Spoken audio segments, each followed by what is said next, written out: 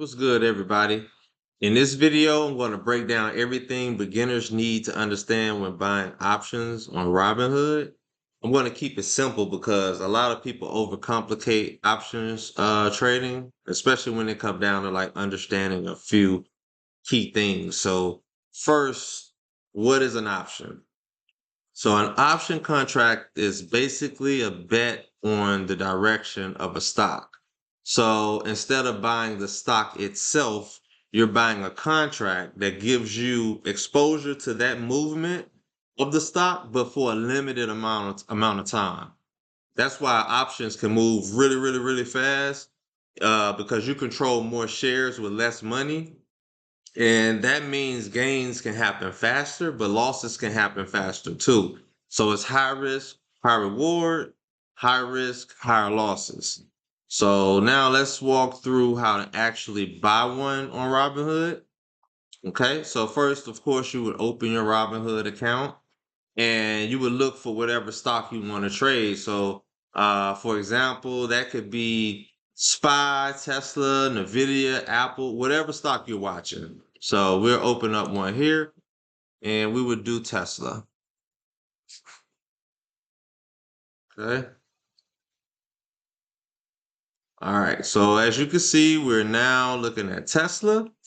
And right here, this is where we could buy shares. But below that, you're going to see where it says trade options, right? So I would click on trade options. And that's where a lot of beginners get confused.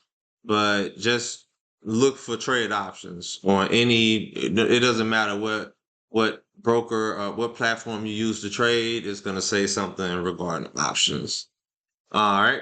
So for the most part, you know, the first thing you see is buy, sell, call, and put. So in this video, we're gonna focus on buying options, not selling them. So right here, you have buy. You want to make sure that says buy, and this is a call. When you're buying a call, you're basically betting on that stock to go up. When you buy a put, you're betting on that stock to go down.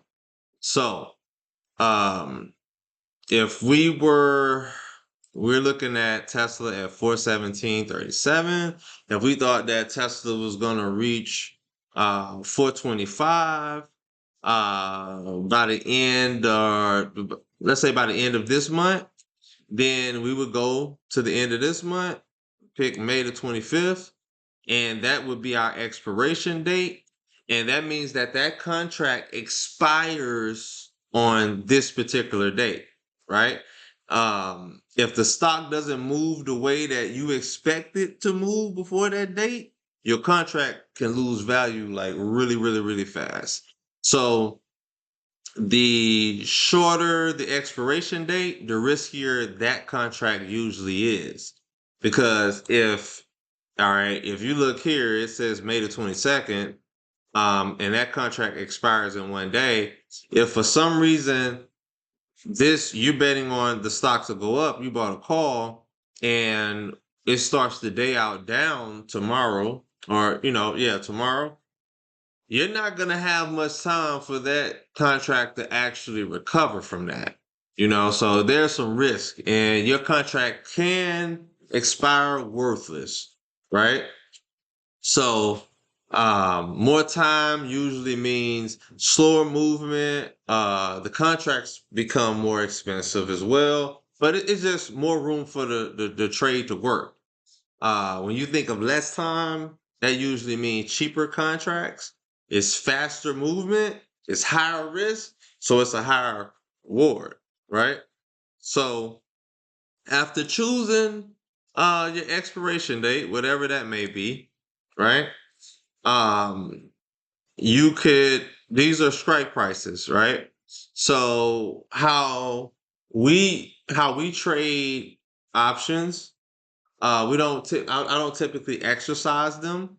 So the strike price for me is about where I think that price is gonna go before this expiration date. right? So you just think of the strike price as the price that you believe that stock could move towards. Okay. So if you think Tesla is gonna move towards $430, then you could choose a $430 call. Of course, it's more to it than that, because the actual contract themselves, when you think about um, the open interest, the delta, the theta, and so forth and so on. There are other things that you look at to make sure that you're getting a good contract. But just generally speaking, just to know how to buy it and what to look for, then you would look for the expiration date that you think that the amount of time you think it needs to reach that number that you think is going to reach, and you would choose it there, right? So, all right, once you tap on that, of course, all of this information opens up, and you can actually add these to your watch list as well. Like if you don't think you're ready to buy it yet, you can add it to your watch list just to keep an eye on it. But if you are ready to buy it, then you can click on it, and you see here one contract. You can put one contract in there. And for this particular contract, right, I know it says $13.30. But one contract represents 100 shares of that stock, right? So basically, you will multiply this number times 100, and that's the actual price of the actual contract. So right here, you see one contract costs $13.30. This is also called your premium. But once you put it in here and you put that one contract, the cost of it is $1,330.04. So that's where, when you multiply the 100 shares times the 1330 premium, that is the actual cost of each contract, right? So let's go on to bid and ask, right? So this is your bid, this is your ask price. So the bid price, right, is the highest price that buyers are willing to pay for the contracts that you sell. So if you bought this contract for $13.30 right now, right, and you wanted to sell it immediately, it will fill your order at $13.15, right? And the ask is the lowest price that sellers are willing to accept. So this is your buy price, and this is your sell price. And when you're buying a contract, you want to keep these numbers relatively close. So you wouldn't want this to be $13.30 and this to be $8 right here, right? Because as soon as you buy it, you're down, right? If you're buying it for $13.30 and only can sell it for $8, then that is way too wide, and there's a reason for that. I won't get into that on this video, but you always want to keep your bid ask spread kind of close. So 13.15 to 13.30 is good, right? That'll be good. So I will say this: the smaller the spread is, the better, because it's easier to enter and exit a trade, right? So let's go to volume, right? Volume only represents how many contracts were actually traded today, right? It doesn't tell you that, hey, this one was sold this amount of time and this one was bought this amount of time. It combines them. So this is how many contracts that were actually bought and sold today, right? With this $430 contract, right? Open interest, which is what you see right here under volume. That's how many contracts that are currently open overall. That's how many contracts that were held from yesterday until today. So tomorrow, that number is going to change because out of that 616 contracts that were traded today, the difference is going to show you the amount that were held, that were bought and held from today to yesterday, from today until tomorrow. Sorry, right?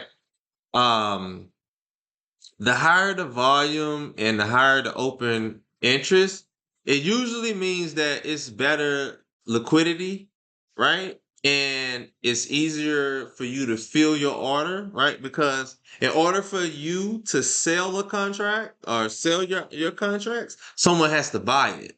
Just like in order for you to buy it, right? Someone has to sell it, you know? So it's way smoother movement when you have a lot of volume and you know, a lot of open interest. The more the better, right? So you wouldn't want to buy this if you saw 2 volume here and 12 here because you're probably going to get stuck holding the bag, right? Um, Low volume contracts can move really, really weird, and they are definitely harder to sell. Okay. Um, so in a nutshell, you know, before I don't want to get into the Greeks on this video, I will on another video. I just want to really go over some of the basics and what it would take for somebody to actually buy one. I'm just trying to show y'all how to buy one. All right. So it's the same process even for puts, right? So if you were betting on a stock to go down, you'll go up here, click put, select your expiration date, and as you can see, okay, right here we have 430 put, right? But if it's at 417 right now, let's say that you thought that the stock was going to actually drop to 410 by June the 12th, right? Then you would select that. And same information. You're looking at your bid and your ask to make sure that spread isn't too wide. You want to make sure you have some volume here. You have some open interest. And it would be the same. So it's showing $13.60, but remember you have to move that one, you have to multiply that 100 times the 1360, move it 2 decimal places, and that contract is $1,360 for one. Right? So that would be, you know, you buying a put. Now, when it comes to options, right? When you're in a trade, um, the contract price moves based on a few things. So you have the stock movement itself, how much time is remaining on your contracts. You have validity, right? Some stocks are more volatile than others, and you have supply and demand. So it's important to know that, and it's just my advice, you try not to hold an option until expiration, right? You want to get out of there before then. So you know, most traders buy and sell the contract itself before the expiration date to lock in profit or either, you know, cut your losses, you know, because sometimes you have to just live to fight another day, you know, and don't focus on only huge gains. That's one of the things that we kind of get desensitized to. We get so used to seeing those 100%, those 200% numbers, 80%, but consistency matters more than that because you're not going to get that on every play. And sometimes you will leave money on the table by chasing those 100 and 300% gains, right? So you have to learn risk management, proper entries, when to take profit, when to cut losses, and position sizing, right? Not buying too many contracts because you don't want to overexpose yourself, right? So, in a nutshell, I would say if you get into option trading and you've never done it before, start really, really small. Get used to learning how contracts move. Um, Study the Greeks, right? And I will do a more advanced video on that later. And just build experience, first, right? Before you go too hard on it. But yeah, it's simple. It's just like buying, right? You put it in there, review the order. Right here it's showing this is my small account that I just started this week. So it's showing I don't have enough buying power, but that's what you would do. You would jump in there, hit review, swipe the button, and hit buy, and you would have the contract. And then once it's time to sell, same way you would sell a stock, you would go back to that contract, click sell, and get out of there. All right. So that's pretty much it for the basics on just how to buy an option on Robinhood. Um, if you guys would like for me to do a video breaking down more about um, the Greeks and how to choose strike prices and swing trade options, so forth and so on, just let me know. But I hope this video helped, just in regards to how to actually purchase an option, right? So just leave your feedback. Check out the YouTube channel. I'm gonna be uploading this video along with all of the other videos. Um, when it comes to just explaining the basic stuff. The more advanced videos will be placed in the Discord and the premium YouTube channel. So stay tuned for that. We're gonna go a little deeper into options buying. But I hope this video helped. So just let me know. Let me know if y'all would want me to make more videos and what you want me to make them on, and I'll do that. All right.